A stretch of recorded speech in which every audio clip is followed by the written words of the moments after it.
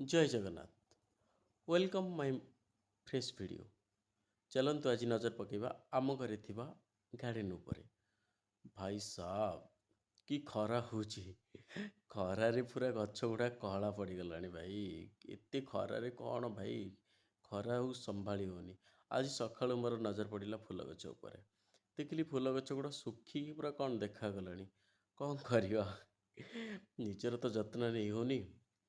ଏସବୁ ବ୍ୟସ୍ତବହୁଳ ଜୀବନ ଭିତରେ କ'ଣ କରିବା, ଏତେ ସୁନ୍ଦର ଫୁଲ ଗଛଟେ ଦେଖିଲେ ପୁରା କଳା ପଡ଼ିଗଲାଣି, ପୁରା ଶୁଖିଗଲାଣି। କ'ଣ କରିବା, ଯାହା ହେବା କଥା ହେବ ଆଉ।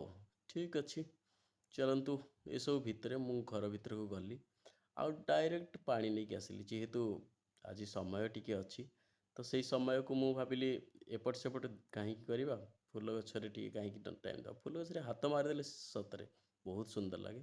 ଏବେ ଫୁଲ ଗଛରେ ମୁଁ ଟିକେ ପାଣି ଦେଇ ଦେଉଛି। ଆପଣମାନଙ୍କ ଘରରେ ଥିବା ଗାର୍ଡ଼େନ୍ ଉପରେ ବି ଆପଣ ଯେତେବେଳେ ଫ୍ରି ମିଳୁଛି ନା, ସତରେ ଆପଣ ସେସବୁରେ ଟିକେ ଟାଇମ୍ ସ୍ପେଣ୍ଡ କରନ୍ତୁ, ଦେଖିବେ ବହୁତ ଶାନ୍ତି ମିଳିବ। ଏସବୁ ଫୁଲ ଗଛରେ ଟାଇମ୍ ଦେବାରେ ମୋତେ ବହୁତ ଆନନ୍ଦ ଲାଗେ। ଆପଣମାନେ ବି ଆପଣଙ୍କର ସ୍ପେଶାଲ୍ ଟାଇମ୍ ଦିଅନ୍ତୁ ନା, ଦେଖିବେ ବହୁତ ବଢ଼ିଆ ଲାଗିବ। ଫୁଲ ଗଛରେ ମୁଁ ପାଣି ଦେବା ପରେ ତା ନେକ୍ସଟ ଡେରେ ଦେଖିଲି ଫୁଲ ଗଛ ଗୁଡ଼ା ପୁରା ସତେଜ ହେଇକି ପୁରା ଗ୍ରୀନ୍ ଗ୍ରୀନ୍ ଲାଗୁଛି, ପୁରା ୱାଓ ଦେଖାଯାଉଛି। ଯେତେବେଳେ ମୋତେ ଫ୍ରି ଟାଇମ୍ ମିଳେ ମୁଁ ତ ଏଇସବୁ ଫୁଲ ଗଛ ସହିତ ଟିକେ ନିଜର ଟାଇମ୍ ସ୍ପେଣ୍ଡ କରେ। କ'ଣ କରିବି, ଏତେ ସୁନ୍ଦର ଫୁଲ, ବାପରେ ବାପ। ଏସବୁ ଫୁଲକୁ ଦେଖିକି ସତରେ କୁଆଡ଼େ ଗଲେ ନା ମାଇଣ୍ଡଟା ପୁରା ଫ୍ରେଶ୍ ହେଇଯାଏ।